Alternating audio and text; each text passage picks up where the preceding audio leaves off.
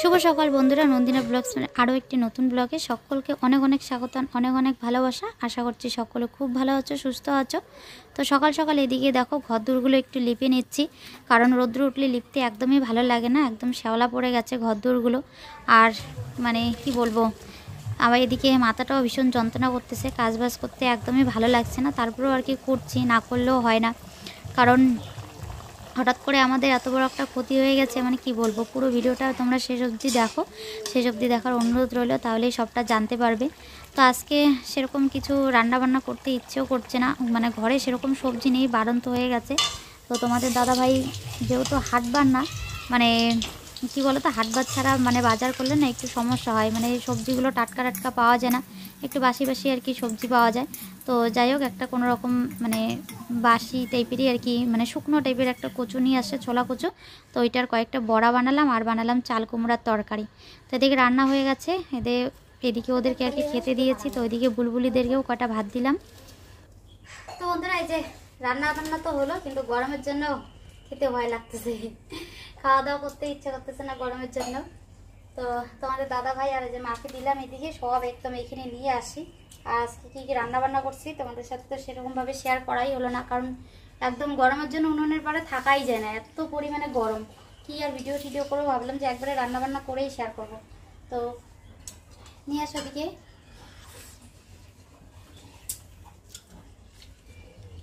আলু তো শেষ হয়ে গেছে, নষ্ট হয়ে গেছে, যার জন্য এখন থেকে আলু ছাড়া সবজি খাওয়া হচ্ছে। তো এগুলো হচ্ছে চাল কুমড়ার তরকারি, একটু পুরপুর হয়ে গেছে আর কি, কুমড়াটা বাড়তি হয়ে গেছে। আর আমাদের গাছের এই যে কাঁকরোল ভাজা, আজকে একটু কাঁকরোল ভাজা কম এই কারণে, কারণ কাঁকরোল তুলে এনেছিলাম অনেকগুলোই। তো ওই পাশের বাড়ির একটা দিদি আর কি চাইলো কয়েকটা, তো আজকে খুব একটা ছিল না, তো 8টার মতন কাঁকরোল হয়তো তুলছি। তো আমি 4টা ভাজা করছি, আর 4টা ওই দিদিটাকে দিলাম। আর এই যে কচুর পকোড়া, দিদির হাতের পকোড়া খেয়ে তোমাদের দাদাভাই বলছে বাড়িতেও আর কি বানাতে হবে, এখন কচু নিয়ে আসছে ওইখান থেকে এসেই।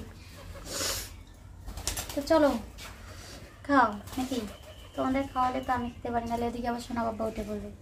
তো এদিকে আবার অনেক কাজ বাজ রয়েছে, বৃষ্টি আসবে মনে হচ্ছে। বৃষ্টি আসার তো নমুনা প্রত্যেক দিনই মানে করে, যে এই বুঝি বৃষ্টি আসবে, আকাশ পুরো মেঘলা করে যায়, মানে মেঘলা করে থাকে, তারপরে আর বৃষ্টি এক ফোঁটা হয় না। তো দেখা যাক কবে বৃষ্টি হয়, আমাদের ধান ক্ষেতগুলো নষ্ট হয়ে যাচ্ছে।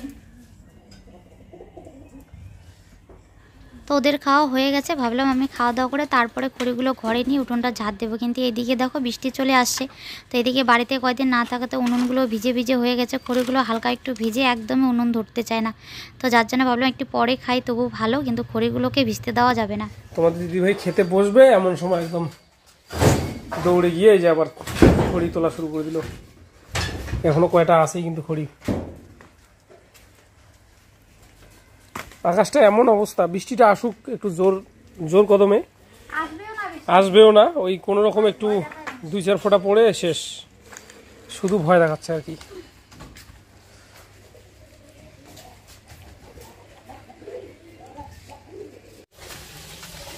দেখলে তো বললাম না যে বৃষ্টি হবেও না, শুধু শুধু আর কি মানুষকে ভয় দেখায় আর কি। তো যখন যেটা শুরু হয় তখন কন্টিনিউ সেটাই চলতে থাকে। কয়েকদিন একদম বৃষ্টি বৃষ্টি বৃষ্টি, একদম বন্যা চলে আসলে এই বুঝি বন্যা চলে আসলে এরকম একটা ভয়।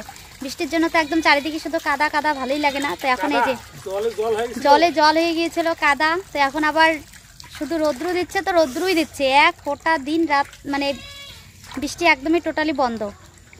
তো একটু যদি বৃষ্টি হয় তাহলে মানুষের কি বলতো, এই যে চাষাবাদগুলো যে করছে, ধান টান করছে, এগুলো আর কি নষ্ট হবে না, নাহলে ধান ক্ষেত একদম পুরো শুকিয়ে ফেটে ফেটে গেছে মাটি। তো এখন মানে জলের আর কি প্রয়োজন, অনেকেই তো মোটর টটর লাগিয়ে আর কি জল দিচ্ছে, আমাদেরও ধান খেতে মনে হচ্ছে মোটর দিয়ে জল দিতে হবে। তো প্রত্যেক দিনই আর কি বৃষ্টি আসার একটা ভাব করে, কিন্তু বৃষ্টি আর আসে না। আর তোমাদের দাদাভাই এদিকে খাওয়া দাওয়া করে উঠে প্রত্যেক দিন ওর বিকেলবেলা স্নানের পর, খাওয়া দাওয়ার পর কোনো না কোনো কাজ থাকবে। এদিকে তো এমনিতেই কালকের থেকে সর্দিতে পুরো অবস্থা শেষ, সারা দিন রাত সর্দি শুধু পড়েই যাচ্ছে, নাক দিয়ে পড়েই যাচ্ছে। তো আজকেও মানে কালকে কখন যেন সর্দি শুরু হয়েছিল তোমার, দুপুরের থেকে শুরু হয়েছে, আর সারা রাত, তারপর আজকে সারা দিনও একদম সর্দি বেরোচ্ছে, শুধু জল সর্দি। মানে ওর সর্দিতে এরকমই হঠাৎ করে চলে আসে। বিশেষ করে মানে কি বলতো, ওই গরম বেশি যখন গরম পড়ে না, তখনই তোমাদের দাদাভাইয়ের ওই সর্দির সমস্যাটা দেখা যায়, মানে যেটা কি বলে অ্যালার্জি সর্দি নাকি। তো ওকে বললাম যে সর্দি বেরোচ্ছে, এমনিতেই সমস্যা হচ্ছে, আর ওই নোংরা টোংরা এগুলো কাজ করতে হবে না। তারপরেও এই যে মশাই করছে সুন্দর করে, দেখো চারিদিক দিয়ে ইটগুলো সুন্দর করে গেঁথে গেঁথে মানে সুন্দর করে বসিয়ে দিয়ে তার মাঝখানে মানে সার সার মানে সার মাটি, হ্যাঁ আরও কী কী সব আর পচা খেয়ার আরও কত কিছু আর কি এনে এখানে দিয়ে সুন্দর করে একটা বেড তৈরি করলো। এখানে নাকি ধনে পাতা লাগাবে, মানে যে ধনিয়াটা আর কি আমরা সবজিতে দিয়ে খাই, কী যেন বলে এটাকে, শাল ধনিয়া আর কি, মানে বড় পাতা পাতা যে হয় ওই ধনিয়াটা আর কি লাগাবে। আমাদের রান্নাঘরের পিছনে লাগানো আছে, কিন্তু ওইখানে কি বলতো মানে একটু করে হয় আর অমনি নিয়ে এসে খাই, তো মানে খুব একটা ভালো করে জিনিসটা ছড়াতেই পারে না। তো এইখানেও মানে প্ল্যান করেছে যে এই পুরো জায়গাটাতে একদম বেশি করে লাগাই দিবে, তাহলে আর কি মরবেও না, আর ওই দিকটায় হয়ও না। অনেক কয়েকবার লাগাইছি, হয় না। তো লাগানো এদিকে হয়ে গেছে, আমি রান্না বসিয়ে দিয়ে তোমাদের দিদিভাই দৌড় মেরে জঙ্গলে যায় ওদিকে আনার জন্য, শাল ধনিয়া আনার জন্য। আর এখানে ভালোই হবে, পরিষ্কার আছে জায়গাটা, তাই না? অনেকবার না করছি তবুও আনে। আমার না ভালো লাগে সবজিতে ওই ধনিয়া পাতাটা দিলে, মানে খুব সুন্দর একটা গন্ধ হয়, মানে সবজিটাও কিন্তু টেস্টি হয়, ভালো লাগে। তো যাই হোক ভালোই হবে, না করলাম করতে, তবু কাজটা করলে এখন শুধু ধনে মানে গাছ আর কি দেখতে হবে কার বাড়িতে আছে বেশি, ওইখান থেকে এনে আর কি লাগাতে হবে। আর আমি এদিকে খাওয়া দাওয়া করে উঠে উঠোন টুটন ঝাড় দিলাম, এই যে দেখো এই দিকটাও ঝাড় দিয়েছি, কত সুন্দর একদম পরিষ্কার লাগছে। আর আমাদের চাংড়া মানে বসার জায়গাটা ওইটা তো প্রায় ভেঙেই গেছে, তোমাদেরকে দেখাই, কয়েকদিন হলো মাত্র, তাতেই একদম ভেঙে ঠেঙে শেষ। এখানে এখন খুব একটা বেশি আর কি আড্ডা হয়, মানে চেয়ারে বসে আড্ডা হয় চাংড়া, মানে তবু আর কি বসার মতন একটুখানি আছে, এই যে দেখো বসার জন্য কয়েকটা আছে, এইটুকুতে বসা হয়ে যায়। কিন্তু আগে যেমন বড় ছিল, মানে অনেকে শুয়ে পড়তো, বসে থাকতো, মানে অনেক লোকজন আর কি বসা যেত, এখন 3-4 জনের বেশি বসা যায় না। তো তুমি তো এই জায়গাটা পুরোটাই কাদা কাদা করে ফেললা, কাদা করো না, বন্ধ করে দাও। হয়েছে না জল? নারকেল গাছে, আর নারকেল গাছটা গাড়ার পর থেকে তো বৃষ্টিই নেই, ভাবছিলাম যে বৃষ্টি হবে ভালো হবে। তো এখনও নারকেল গাছটা তাজাই আছে অবশ্য, মানে খুব একটা যেমন আর কি রৌদ্র যাচ্ছে একটু, যে পাতাগুলো মানে রৌদ্রের মধ্যে কীরকম একটা হয় না, গাছ মরে গেলে কীরকম যেন একটা হয়, ওরকম আর কি হয়নি, এখন ওই যে তাজা তাজাই আছে দেখো। আর এই পাতবারগুলো দেখো কিছুদিন আগে আমি মানে বাড়িতে যাওয়ার আগে আর কি ছেটে দিয়েছি, অনেক বড় বড় হয়ে গিয়েছিল, তো এখন নতুন পাতা বেরিয়েছে, দেখো কত সুন্দর হয়েছে কালারটা দেখতে, মানে চকচকা লাগছে আর কি। দেখো এগুলোর জন্য রাস্তাটার সৌন্দর্যটা কিন্তু অনেকটাই বেড়ে গেছে। আর আমাদের এই জায়গাটা কিন্তু মানে এই জায়গাটাকে কতভাবে আমরা ইউজ করতেছি বলো, 2 বছর ধরে এই জায়গাটাতে ফুল বাগান করা হচ্ছে, বলো ফুল গাছ লাগানো হয়, ফুল বাগান। তো এবছর আর ফুল বাগান হবে না, এবছর এই যে আদার চাষ করা হয়েছে এখানে সাইড দিয়ে, তোমাদের দাদাভাই দেখো এই যে পেঁপের গাছ লাগিয়েছে, এই যে এইখানে একটা, তারপর এইখানে একটা লাগিয়েছে, আর একটা ওই দিকে। তাই আর কি ভাবি জায়গা থাকলে, তাই না, মানুষের মাথায় কত রকমভাবে বুদ্ধি আসে। ভেবেছিলাম এইবারও ফুল গাছ লাগাবো এইখানে, তো তোমাদের দাদাভাই পরে যে আদার মানে কী যেন বলে আদার গাছ লাগালো আর কি। তো এই সাইড দিয়ে যে ফাঁকা জায়গাগুলো আছে ওগুলোতে আর কি লাগাতে হবে, কারণ ফুল তো লাগেই সবসময় বাড়িতে পুজো করার জন্য, তাই না?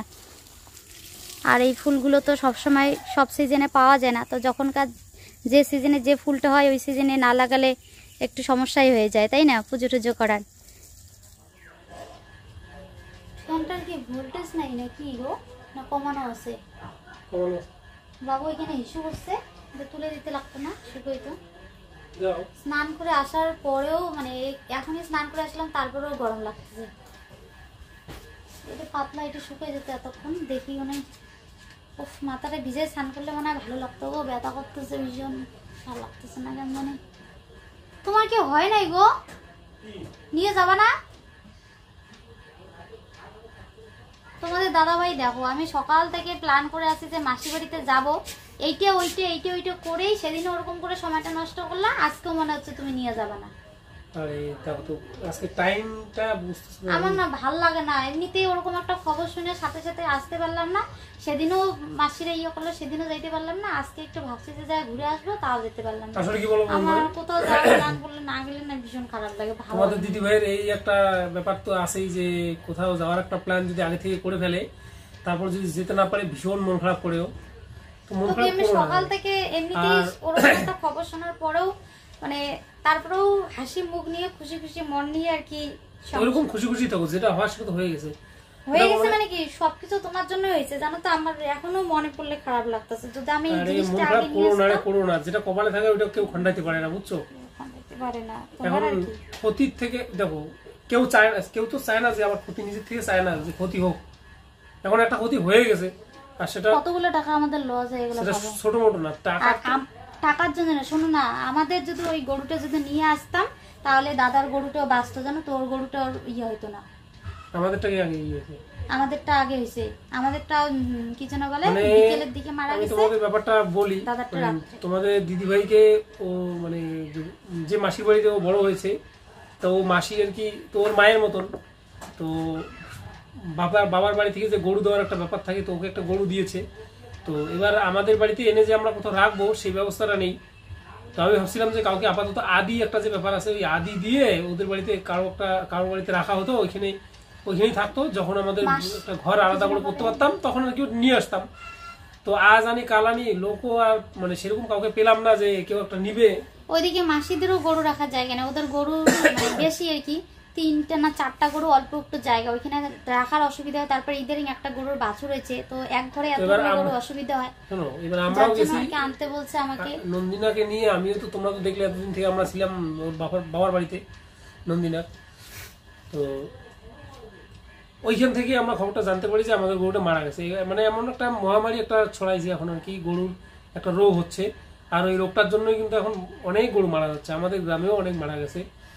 তো জানি না কি রোগ। ছোট হলে তবু কোনো বিয়ে ছিল না। মানে আমাকে যে গরুটা দিচ্ছে ওই গরুটা বেশ মোটামুটি অনেকটাই বড় হয়ে গেছে, আর মোটামুটি বছর খানেক গেলে তাহলে গরুটা আর কি ভরতো, মানে বাচ্চা টাচ্চা দিত আর কি। আর দাদার যে গরুটা মারা গেছে ওর পেটে তো বাচ্চাই ছিল 5 মাসে, জানো তো। তাহলে এরকম শুনে কতটা খারাপ লাগে। ওই গরু মারা ঠাড়া গেছে থেকে আজকে আর কি অনুষ্ঠান আদি করতে হবে, একটু মানে পূজা টুজা করতে হবে, তাই না, বাড়িতে। তো ওই জন্য আর কি আজকে। তাহলে এরকম একটা খবর শুনে তো অত দূর থেকে আসা সম্ভব না, সাথে আসতেও পারলাম না। তো ভাবলাম যে যাবো, এই যে মন খারাপ করো না, মন খারাপ করো না, নিয়ে যাবো, পরে নিয়ে যাবো। মাসি কি ভাববে? পজিশন সবসময় একরকম থাকে। 8 দিন আত্মীয় বাড়িতে 8 দিন থেকে আসলাম, এখন 2-4 দিন একটু বাড়িতে না থাকলে হয়, কত কিছু সমস্যা আছে। আর সবথেকে জানো তো বেশি খারাপ লাগতেছে এইটাই যে দাদার যে গরুটা মারা গেছে ওই গরুটা, দাদাকে ওই গরুটা আবার আমার বড় মাসি দিয়েছে। মানে ওই যে গরুর জাতটা ওইটা হচ্ছে আলাদা জাতের গরু, কি বলে ক্রস না কি যেন বলে, মানে আমরা তো আমাদের ভাষায় বলে যে জার্সি গরু। তো জার্সি ঠিক না, ওরকমই আর কি, ওই তো করেছে। মানে ওগুলো গরু আর কি মানে দুধ হয়, অনেকগুলো করে দুধ হয়, মানে না জার্সি না দেশি আর কি। হ্যাঁ, অনেকগুলো করে দুধ দেয়। তো ওই গরুটা আর আমাদের বাড়িতে আর নেই, মানে বড় মাসি ওই বাছুরটা দাদাকে দেওয়ার পর গরু বিক্রি করে দিয়েছে, ওই গরুটা নেই। আর আমাদের মানে আমাকে যে গরুটা দিচ্ছে ওইটা হচ্ছে কি যেন বলে, দেশি গরুগুলো বলো। তো এটাই হচ্ছে মেন কথা। মানে ওই গরুটা মার্কেটে এখন যদি কিনতে যায় তাহলে মোটামুটি 35-40 হাজার টাকার মতো। মানে আমাদের দাদার যে গরুটা ওইটা দেখতে এত সুন্দর হয়েছে, এত বড়, ওটা তো 40 হাজার টাকা নিচে মানে একদম পাবেই না ওরকম গরু। হ্যাঁ, মানে এখন ব্যাপারটা হচ্ছে কি, গরু আমাদের এমন একটা, আমাদের এই সমস্ত ফ্যামিলিতে গরু একটা বিশাল গুরুত্বপূর্ণ জিনিস লাগে। আমাদের গ্রামে জানো তো প্রত্যেকের বাড়িতে গরু, ছাগলটা মানে ছাগল না থাকলেও গরু কিন্তু প্রত্যেকের বাড়িতেই আছে। আমাদের বাড়িতে শুধু আমাদের নেই, কিন্তু দিদিরা গরু মানে পালে আর কি। সেদিন মাসিমা ফোন করে খুব কান্নাকাটি করতেছিল, মাসি তো শুনে সেই কান্নাকাটি করতেছিল, মানে এমন ভাবে মাসি ফোন করে আমাকে বলছে, আমি তো শুনে একদম ভয় পেয়ে গেছি। বলে সর্বনাশ হয়ে গেছে, মানে কেমন করে যেন বলতেছিল। আমি শুধু মাসিকে বলে যে কি হয়েছে, মাসি একদম হাউ করে একদম কান্না শুরু করে দিছে। তো কান্না করারই কথা, সাথে এরকম করে দুইটা গরু আমাদেরটা বিকেলবেলা মারা গেছে, আর দাদার গরুটা হচ্ছে রাত্রিবেলা মারা গেছে। আর ওই গরুটা মারা যাওয়াতে মাসি বেশি খারাপ লাগছে, কারণ মানে গাভীন গরু, বাচ্চা ছিল পেটে, আর কয়েক মাস গেলেই মানে বাচ্চা হইতো আর কি। আর তার মধ্যে ওই গরুটাও নেই, অত সুন্দর একটা গরু, মানে কি বলি। আর যার জন্য আর কি এই নিয়ে একদম খুবই আমাদের বাড়িতেও মাসিদেরও মন টন খুব খারাপ। তো তোমাদের দাদা ভাইকে বলছিল যে পুজো টুজো করবে ওর জন্য যেতে, আর আমাদের ওইখানে যে ধান ক্ষেত আছে ওইখানে জল টলও নেই, ওরা যে একটু ওইদিকে দৌড়দৌড়ি করবে, ওদের বাড়িতে এমন একটা বিপদ হওয়ার পর থেকে না ওদের মন মেজাজ খারাপ হয়ে গেছে। এত পরিমাণে খরা দিয়েছে এখন, এই খরার জন্য খুব মানে খারাপ লাগছে। এদিকে ভীষণ গরম, তো গরম সে ঠিক আছে, ধানগুলো নষ্ট হয়ে যাচ্ছে, জল দিতে পারতে, জল তো কি বলি এখন ব্যবস্থা করতে হবে, মানে কোনোভাবে জল দেওয়ার ব্যবস্থা করতে হবে। এখন বৃষ্টি তো হচ্ছে না, প্রত্যেক দিন মেঘ করতেছে, বৃষ্টির খুব আবহাওয়া আসছে কিন্তু বৃষ্টি হচ্ছে না, কি অবস্থা। তোমাদের যাই হোক, দাদাভাইকে আমি বলেছিলাম যে আমাদের যে বারান্দায় যে গাড়িটা তোমাদের দাদাভাই যেখানে রাখে, মানে যে জায়গাটা আর কি আছে, ওইখানে আইনা আপাতত কয়েকটা দিন রাখি। আমি গরু নিয়ে আসবো দেখে খড়ও শুকিয়েছে নিচে, মানে চাইনিজ খড়গুলো কষ্ট করে রোদ্রের মধ্যে এই গরমে, কোনোটাই আর হইলো না। আরে না, যেটা কপালে নাই এটা নাই, কি করা যাবে। আমি বলছিলাম যে নিয়ে এসে রাখি, তারপরে খোঁজ করে দেখবো কে নেয় না নেয়, তারপরে আর কি দিব। আপাতত ওইখান থেকে নিয়ে আসি, আনলেই তো এত বড় সর্বনাশটা আর কি হতো না। হয়তো ভালো থাকতো। দেখো এখন আমাদের এদিকেও তো রোগটা আসছে না, এখন আমাদের এখানেও হইতে পারতো ঘটনাটা, বা না হইতে পারতো, সেটা বলা তো সম্ভব না। এখন যাই হোক, তো আজকে তোমাদের দিদি ভাইয়ের মানে দাদাও ফোন করে বলতেছে যে ওই একটা গরু মারা গেছে, মানে আমাকে যেটা দিছে সেটা মারা গেছে ঠিক আছে, কিন্তু ওই গরুটা যে মারা গেছে এখন যে আমাকে পরবর্তীতে যে আরো ওই বাড়ির থেকে গরু দিবে, মানে ওরকম গরু যে হবে কি হবে না, মানে সেটাই বলা যায় না আর কি। কারণ বলে না যে ফল নষ্ট হয়ে গেলে কোনো ব্যাপার না, তাই না? যদি গাছটা থাকে তাহলে পরবর্তীতে তা আবার ফল দিবে, কিন্তু গাছটাই তো নষ্ট হয়ে গেছে, ফল কোথার থেকে দিবি, এই হচ্ছে সমস্যা। যাই হোক বন্ধুরা, তোমাদের দিদি ভাইয়ের মন মেজাজ ভালো নেই দেখি সারাদিন সেইভাবে ব্লগও করেনি, তবুও একটু একটু করে তোমাদের সঙ্গে শেয়ার করলো। তো আজকের জন্য এটুকুই থাক, তোমাদের সঙ্গে দেখা হবে আগামী পরবর্তী ব্লকে। ততক্ষণ তোমরা সুস্থ থেকো, ভালো থেকো, আর অবশ্যই বাড়ির গৃহপালিত পশুগুলিকে একটু অবশ্যই খেয়াল রাখবে। রোগ টোগ হলে হসপিটাল, মানে আশপাশে কোথাও গবাদি পশুর হসপিটাল আছে কিনা, যদি হসপিটালে নিয়ে যেত তাহলে হয়তো হতো, কিন্তু বাড়িতে ডক্টর এনেছিল, স্যালাইন দিছে কয়েকটা। আরে বাড়িতে এটা হয় না গো, ওগুলা মনে করো এদিকে যেগুলো ভেটেরিনারি ডাক্তার গুলো যেগুলো আসে, ওগুলো তো আসে যেভাবে ট্রিটমেন্ট গুলো, ওই ট্রিটমেন্টের কাজ হয় না। আমাদের গরুটা যেটা মারিছে ওটা ভালো করেছিল, হঠাৎ করে এরকম হয়ে গেছে। তো এবার হসপিটালের ব্যবস্থা করলে কিন্তু মানে ভালো হয় আর কি। তো আমাদের দিকেও বেশ সমস্যা ছড়াচ্ছে, অনেকেই হসপিটালে নিয়ে যাচ্ছে, যেগুলো হসপিটালে গেছে ওগুলো ভালো আছে, সুস্থ আছে। তো চলো আজকের জন্য এটুকুই। তোমরা এখনো যারা আমাদের ব্লগ চ্যানেলটি সাবস্ক্রাইব করো, অবশ্যই সাবস্ক্রাইব করে পাশে থাকবে, পাশে থাকা নোটিফিকেশন আইকনটি অন করে রাখবে, তাহলে আমাদের ভিডিওর আপডেটগুলো প্রথম দিকেই পেয়ে যাবে। তো আজকের জন্য বাই বাই।